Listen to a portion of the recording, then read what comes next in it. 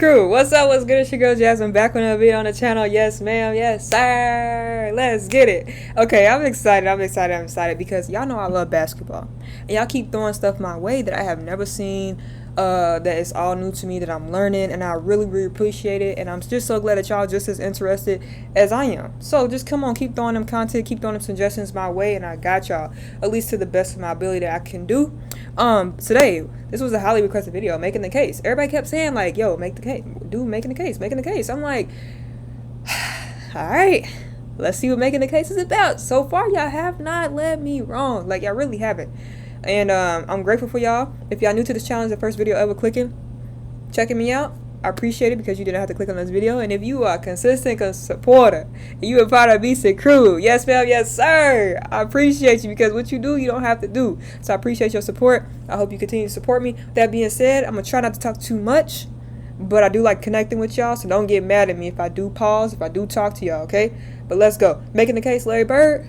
Like, comment, subscribe, notification bell. Talk to me in those comments. Let's get it. Let's see what this is about. Let's go. Special.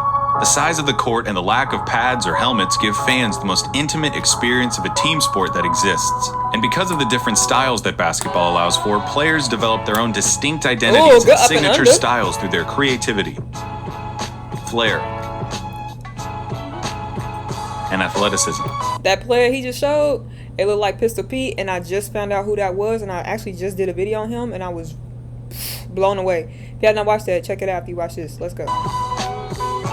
And although no player succeeds alone, the scoring volume and two-way nature of the sport give individual stars a nearly unprecedented amount of control over the flow and outcome of the game. For this reason, players are constantly compared to their peers and to the legends of the past in order to answer the most hotly contested question in the sport: who's the greatest to ever do it? For many, the question is redundant. They believe in only one right answer, their answer. Others might have their own personal stance, but acknowledge one or two alternatives. But I believe that there's much more nuance to the question of greatness and more answers to it than you might think. But first, before we get into it, every time somebody asks that question, who's the best player ever, who's the GOAT? The thing is, I personally feel like just from like new media today and all that stuff like that, nobody ever says Larry Bird. Now, if you ask the older generations, of course they say Larry Bird, but today's later generations, they don't say that.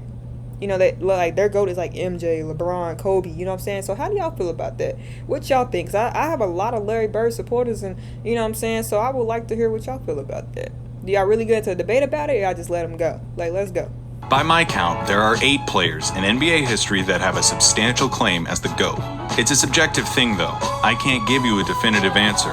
All I can do is make the argument. So today, I'll be making the case for Larry Bird as the greatest basketball player of all time. Let's go, we ready. Hey! Let's go. Okay, Mr. Clayton, let's see what you got. When it comes to basketball, Larry Bird is the smartest, clutchest player to ever play the game. Now, if you don't think that Larry Bird is the greatest basketball player of all time, you probably hate that I just said that. Those are the kind of talking head sport cliches that surely impact the game but are impossible to empirically measure. Normally, I'd agree with you, but I think that when you talk about Larry Bird, you see those intangibles become real, palpable results. I wouldn't have said it if I didn't believe it. When Larry Bird was drafted by the Boston Celtics in 1970... Pause. I just saw that they won in 1980 and 81. Larry was not playing because I remember that with Magic and them, they won in 79, right?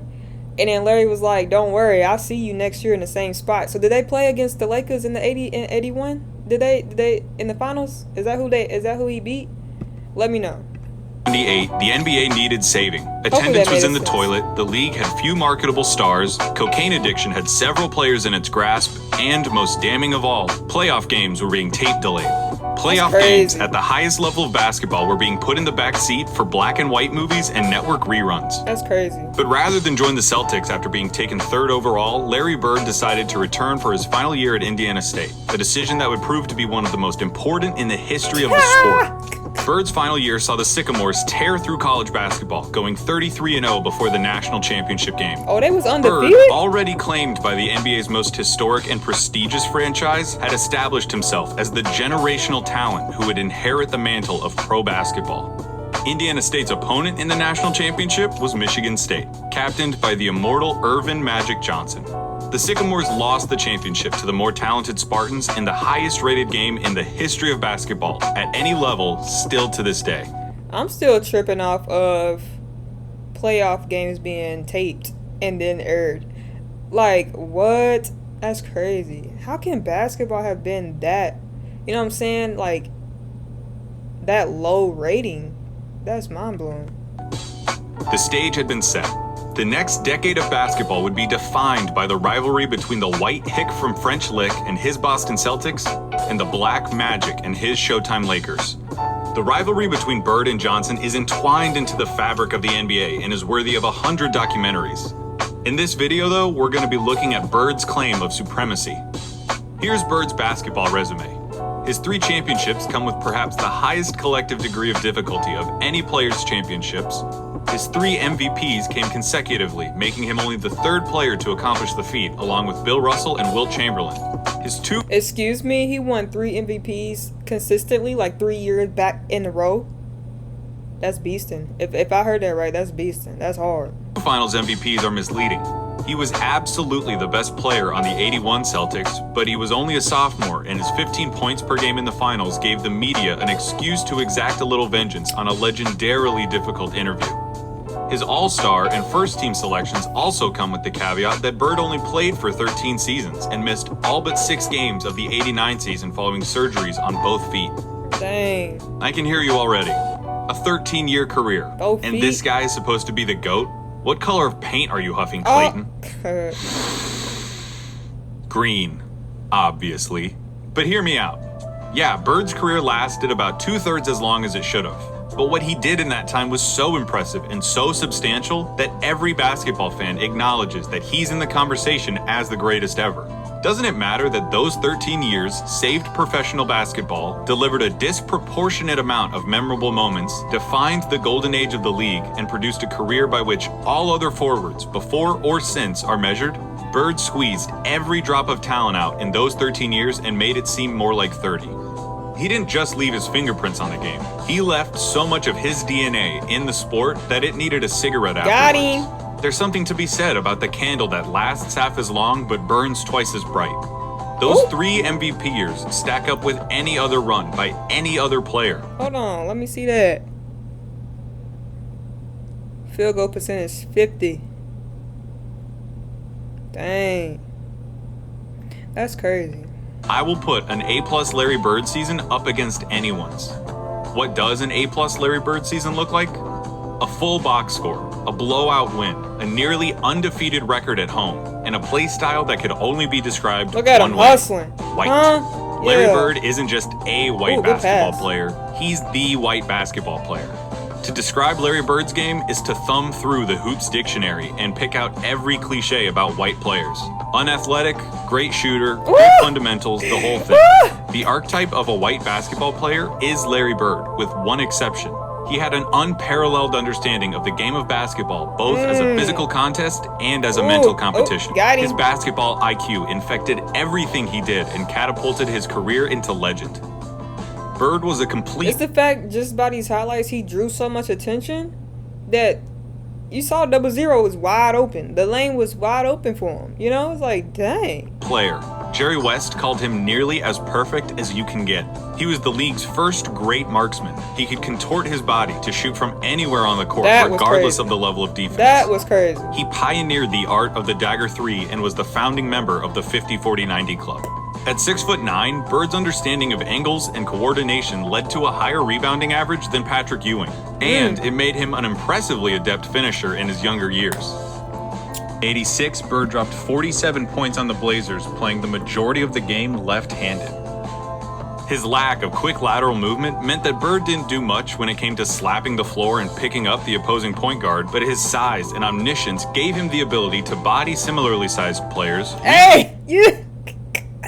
I love. Hey, ever since I did that trash talking video, I really be paying attention to Bird on his highlights, because just right there he blocked that and he was like, he was jawing because like, yeah, you like, I just grabbed it out the air type ish. Like, come on, man, stop playing with me. Don't bring that in here.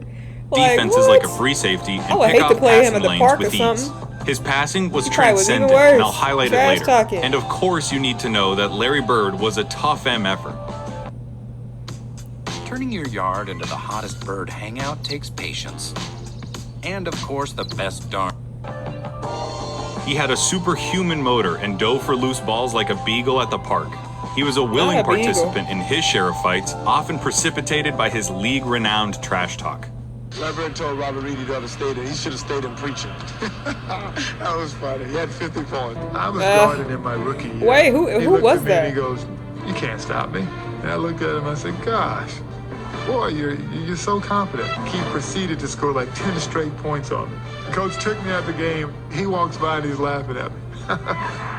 He was a basketball genius. He'd be a step ahead, a thought ahead. Play the game like a chess game. I'd much rather guard Michael Jordan than Larry Bird because you have to play the game as a thinker when you're playing him. You have to get inside his mind. If you put all of us in a...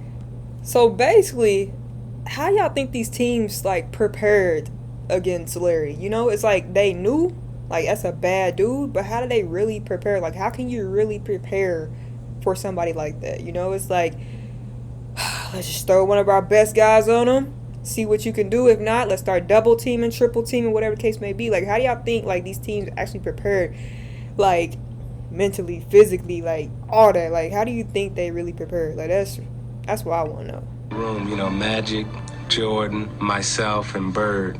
Bird probably be the guy who walks out of the room at the end of the day. Did you notice something during those testimonies?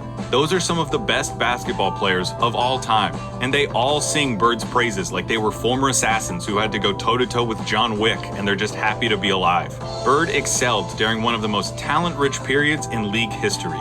The abridged list of his basketball rivals goes like this: Dr. J and Moses Malone on the Philadelphia 76ers, Sidney Moncrief on the Milwaukee Bucks, Isaiah Thomas, Bill Laimbeer, and the Bad Boy Pistons. Hold on. How many rings did the Pistons get? How many rings does Isaiah Thomas have? That's what I want to know. Dominique Wilkins on the Atlanta Hawks. Bernard King on the New York Knicks. I don't think I heard of him. Michael Jordan on the Chicago Bulls. Hakeem Olajuwon and Ralph Sampson on the Houston Rockets. And of course, Magic Johnson, James Worthy, and Kareem Abdul-Jabbar on the Los Angeles Lakers. All right, there's no point avoiding it any longer. We have to look at Magic versus Larry. If you have Magic over Larry, it's because he has 5 rings to Larry's 3, had a peak that lasted about 2 or 3 years longer than Larry's, and had a 2-1 record against Bird's Celtics in the finals. Okay, let me ask y'all this. Do y'all think rings really matter when it comes to comparing people or asking who's the GOAT? You know what I'm saying? And I put GOAT in quotation marks just because it's such a debate on when you ask people the GOAT, like who's the best player. But because some people do their GOATs basically based off status, like as in what he just said. Because Magic played 2 years longer, because he got 5 rings, he got a little bit more to show. But when you roll the tapes, you feel me? When you roll the tapes, you know, most people is picking Larry. Nothing against Magic, because like I said, he was one hell of a player. But what do y'all look at when y'all pick y'all GOATs? Like, I would like to know that. What do y'all really look at? Perfectly legitimate, completely respectable arguments. But in the interest of making Bird's case, allow me to retort. For nearly the entire decade of the 1980s, the Eastern Conference was irrefutably the more competitive conference between the two. Considering the competition, for Bird to have made 5 finals appearances is just as impressive as Magic's 9. As for the head-to-head record responsible for Magic's 2 extra titles, he had more help. Boy, it's a beast. Seriously, the Celtics' Big 3 and the Lakers' Big 3 get compared all the time historically as if they were of equal caliber, but weren't Magic's accomplices just a step above Bird's? Yeah. No disrespect at all to Kevin McHale and Robert Parrish, but Kareem was the alpha dog on the 71 Bucks and was the best player for at least 2 of the Lakers' 5 titles. Hey, you can't knock Kareem's hook shot though. That's one thing you can't knock, because everybody started trying to do that. Wasn't he the first to start that? You know, that hook shot was tough, man.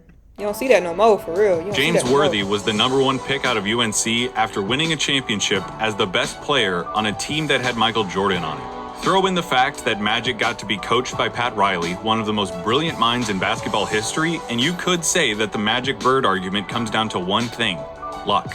So if their careers... Hey, if y'all actually knew the Pat Riley story on how he became the coach over there, that's crazy.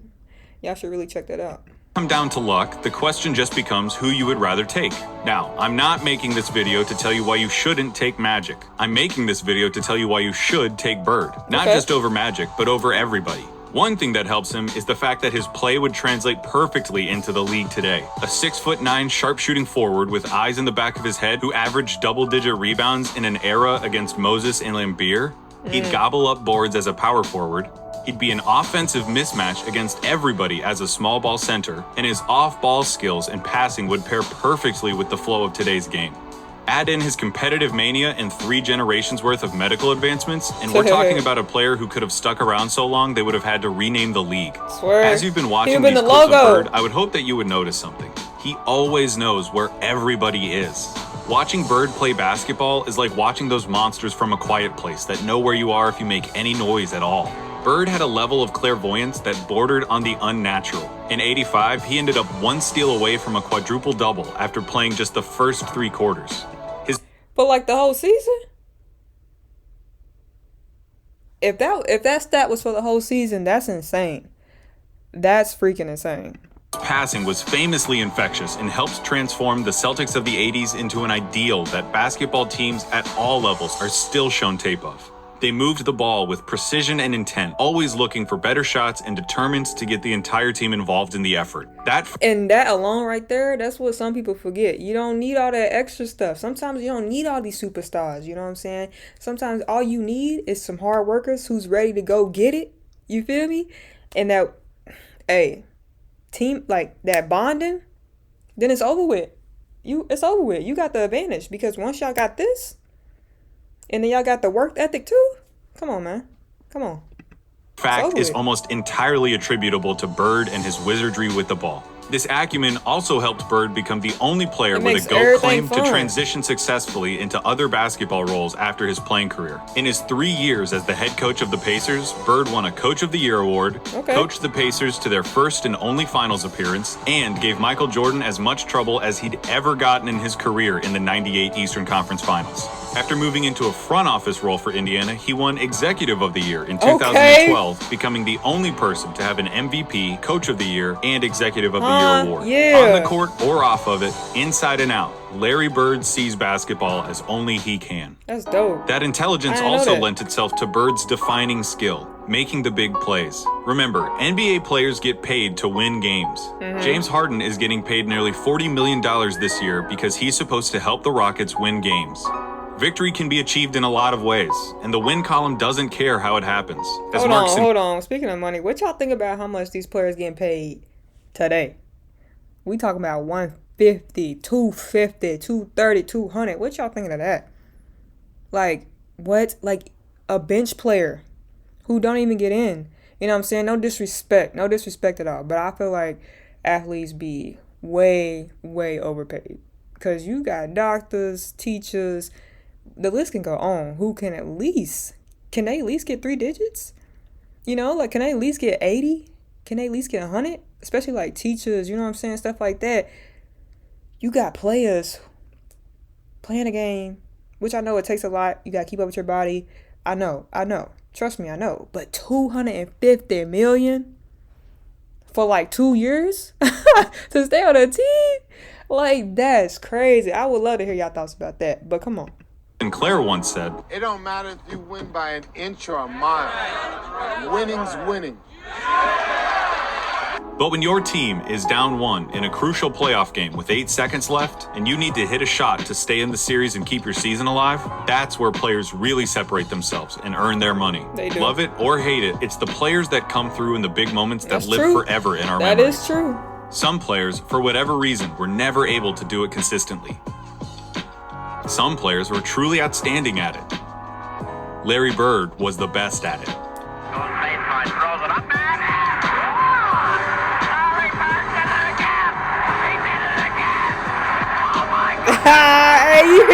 Y'all hear the what you call it, the reporter? Oh my gosh, hey, I miss them times when reporters get all excited and stuff like that. Because nowadays you can't really do that because it makes it sound like you going for that team. But hey, when you in the moment, you in the moment. That's dope. I'm not going to give you the stats about his field goal shooting under 2 minutes with a score that's this close, or tell you who has the most buzzer beaters or any of that. Take that for data.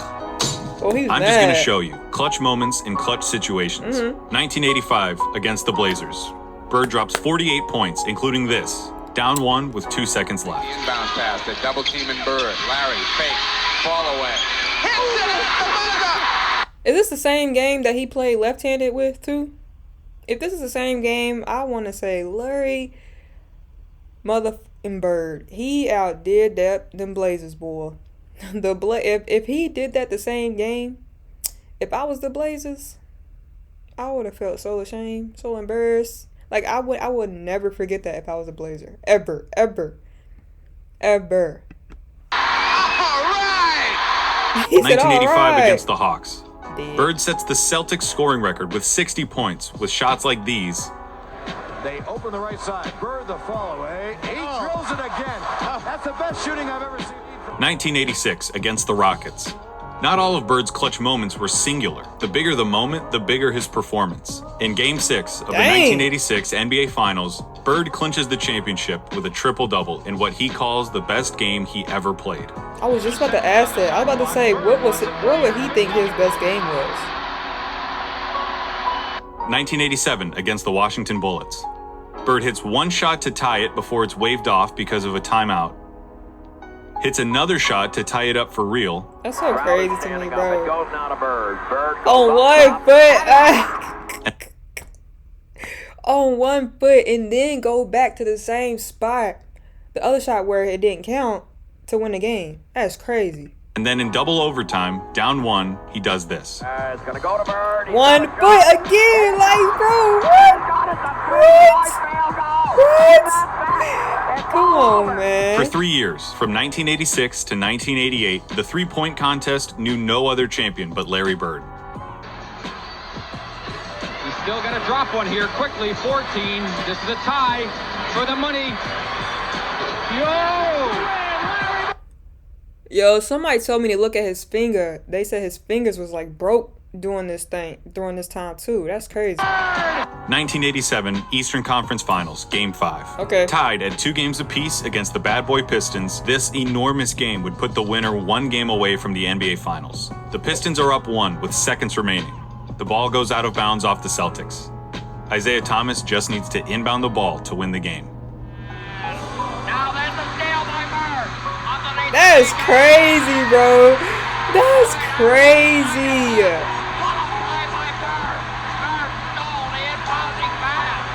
There are truly too many big games and big moments for me to go through without this ending up as a documentary. I bet Thomas But that all really leads me thought to this, what he I was really doing want to something talk too. about. 1987 NBA Finals, Game 4 against the Lakers. LA is up 2 games to 1, and the Celtics need to win to tie the series and stay alive.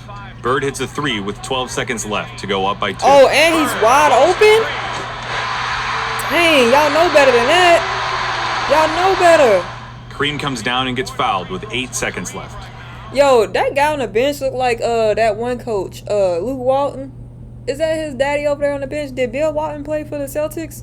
Because if so, that's his twin, if that's not him. He makes the first, but misses the second. Dang. LA ends up with the ball with 7 seconds left, down 1 point. In the low post, being guarded by Dennis Johnson. Byron Scott is in the ball game now. Magic hits this, the baby skyhook. That's hard. That's tough right 2 there. seconds left, down 1. That hook shot's tough. Oh, good move. Good move. What do you think happened? Hey, got him. I bet it wasn't that. When I paused the tape and the ball was hanging in the air, you thought it was going in. Sure did. I Bird missed thought that it was one. going in. Oh, Magic I know thought he it was was going in. fired up. I've seen this game before, and I still think it's going to go in. What? But it didn't. Pat Riley said it himself. We got lucky.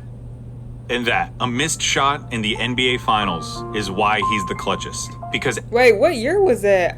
Wow.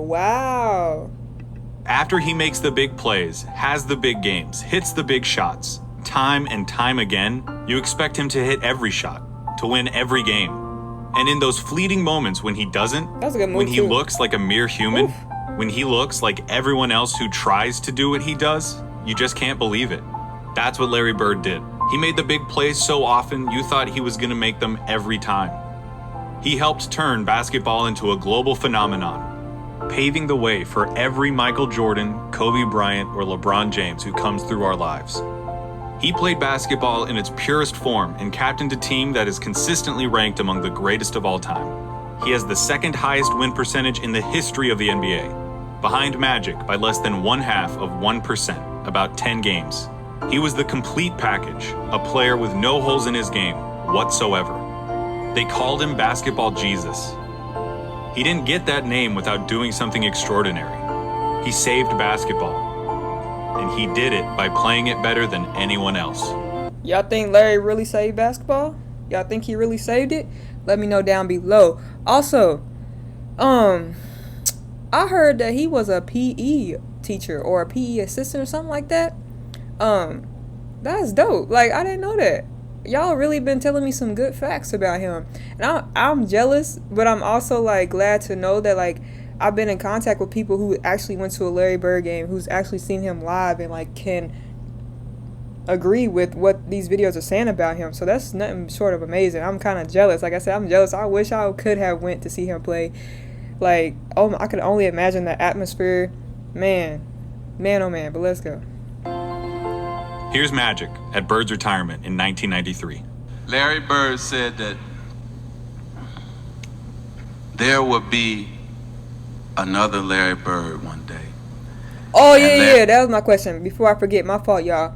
So you know how people be like, you know, like today's generation be like, oh, Jordan paved the way, right? So Larry, as Larry Bird, do you think he said anything about like any player before him? It was like, yeah, like I want to be just like that. I highly doubt it. Just the way, you know, how arrogant and cocky in a good way that he was. It was like, I don't look at nobody else but myself. That's all I care about. I just want to be the best because I love the sport and I want to win. You know what I'm saying? So I don't feel like he looked at somebody like, oh, I wanted to be like, you know, Bill Russell or, you know, Kareem or anything like that. If anything, only person who ever got to him, quote unquote, got to him or who he wanted to beat or be better than was Magic, you know? And I feel like that was the same way with Magic when you really think about it. It was like Larry Bird was the only person who quote unquote stood in his way. So I don't know. I would like to hear y'all conversation about that. Larry, there will never, ever, ever be another Larry Bird. Facts. To the greatest basketball player ever, but more important, a friend. Y'all think he still got that jersey? I hope so. That's dope. Y'all, hope you guys enjoyed this video. I appreciate y'all for clicking on this video and sticking with me throughout the whole video. If y'all still in this video, I hope y'all down in the comment section below talking to me. Let me know any other videos like to see me do. I heard there's some other making the case, so if there's other good ones, let me know. I got you. Hope don't forget to like, comment, subscribe, push the notification bell so you know notification I post. That being said, see you guys next video.